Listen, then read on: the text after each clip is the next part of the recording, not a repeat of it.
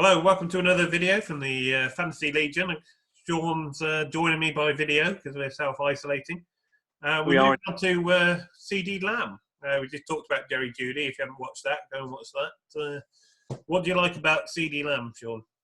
Again, it's another class player. I mean, you've got two amazing wide receivers coming to the fact. It's a very deep wide receiver class. I know everybody says that, but it really is. And there are a lot of guys here who can, over the next few years as we evaluate this draft class coming in, there's going to be some pretty big numbers coming out of this.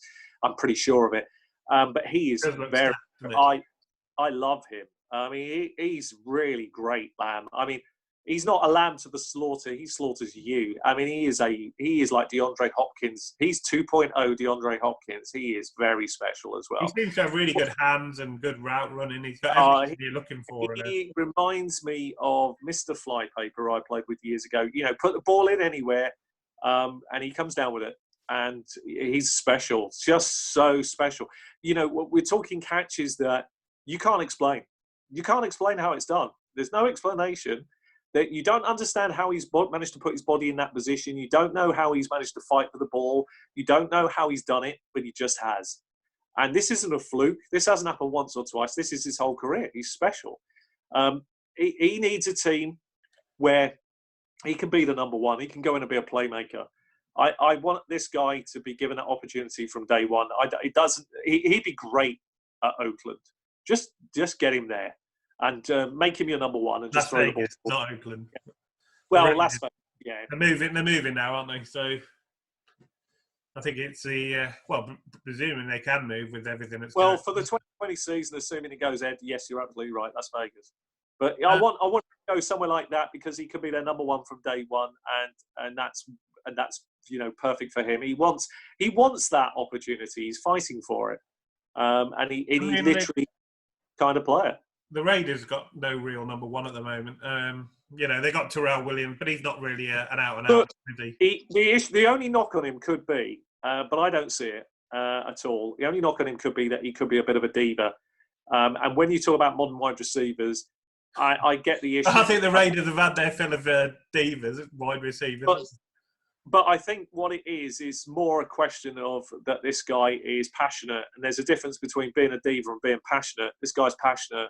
What would you call Beckham then? Because he's a bit of a diva. Would you call him passionate or a diva or both? I mean, he can be both. Beckham's a diva. This guy, Lamb for me is everything I'm looking for in what I want in a wide receiver. I want a person who can go down and become a playmaker for me. He can do that. He will intimidate corners, intimidate safeties. He's going to scare the opposition coaching staff. He's going to put you in nightmares thinking about what to do with him. And he does unusual things. He doesn't follow the traditional route tree, right? There's nothing wrong with that, right? He doesn't have to follow it. If you're that talented, I always say this, if you can do what this guy does, you see, he's what I call a school scrapper, a play park player. It doesn't matter what the surface. I reckon he'd play on concrete, this guy. He will find ways to make plays happen because he doesn't follow the playbook. That's exciting.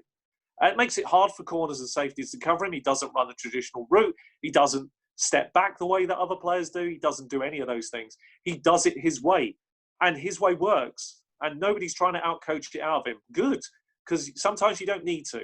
So this guy is very unique. The way he sets things up, the way he does things is really classy. It's really different than Lamb.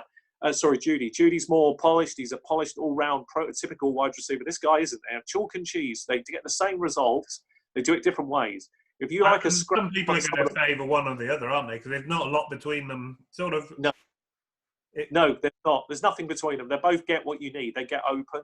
They get the ball. And they can score touchdowns. They both do it different ways. It depends on your team philosophy. I think he'd be an absolute star for the Raiders. I really do. I think he would be a star for them, and I think he would fit their philosophy so well.